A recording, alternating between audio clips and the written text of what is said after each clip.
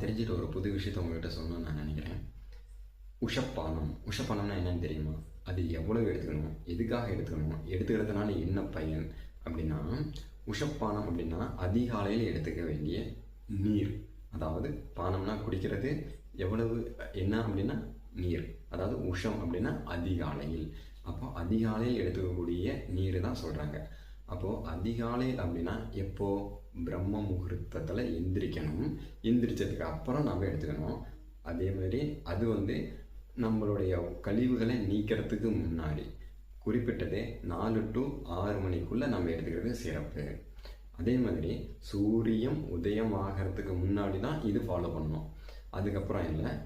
அதுக்கடுத்து தான் இதனால் என்ன பயன் அப்படின்னா, இதனால் வாய் துர்நாற்றம் அப்படின்னு இருக்குது இல்லையா, அது சுத்தமாகும்.